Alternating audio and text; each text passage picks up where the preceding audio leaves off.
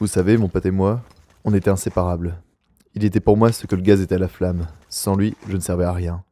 On allait souvent draguer des filles, mais c'était toujours moi qui les allumais. Eh, attendez, je crois qu'il y a erreur sur la personne. Moi, c'est le petit jaune là. Dans ma vie, j'ai pas mal bourlingué. Je me suis retrouvé dans de nombreux endroits, à avoir du monde, me faire plein de potes, rencontrer des nanas, bref, la belle vie quoi.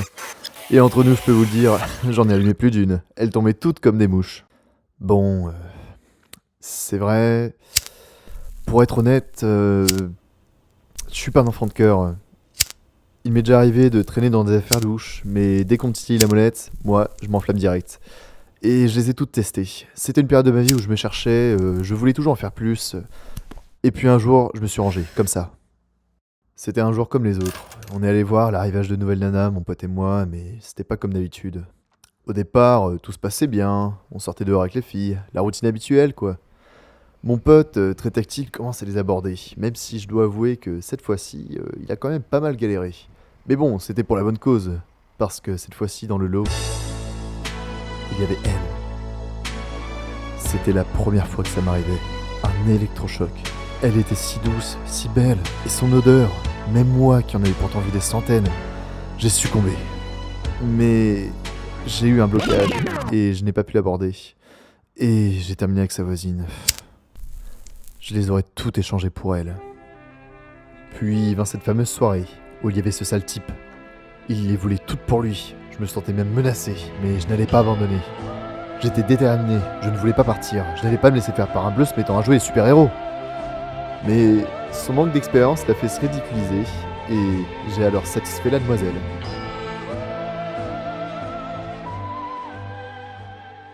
À chaque fois que je la croisais, j'espérais qu'elle vienne m'aborder. Mais non, évidemment. Il fallut que la belle soit timide. C'était bien ma veine. Et enfin, ce jour arriva. J'allais avoir ma chance, je le savais. Le moment fatidique approchait. J'allais devoir être vif. J'allais enfin passer avec elle des instants brûlants et ardents de passion.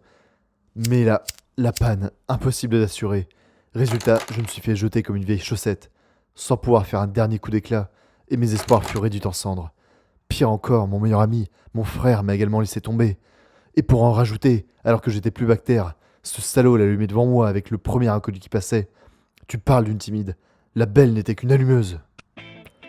Alors j'espère que mon histoire de vieux briscard vous servira de leçon, les jeunes. Et si un jour la flamme de la passion n'est en vous, ne la laissez pas s'éteindre. Allez, peut-être à une prochaine. Si j'ai pris la grosse tête depuis ce film, franchement, je dirais que non. Je sais garder la tête froide, vous savez. Le tournage a été un peu rude. J'ai dû donner de ma personne. Je sais pas si je recommencerai. Vous trouvez pas qu'il fait un peu chaud ici? Ouais, bon, j'ai bien aimé le rôle, mais j'en ai un peu marre de toujours être cantonné au rôle de gros bras, tout ça à cause de ma carrure. J'aimerais bien jouer dans des rôles sensibles. Je sais pas, peut-être faire du théâtre et pourquoi pas brûler les planches. C'est un scandale. On a coupé ma scène et je n'ai pas été payé. Je vais me plaindre à la production, vous m'entendez?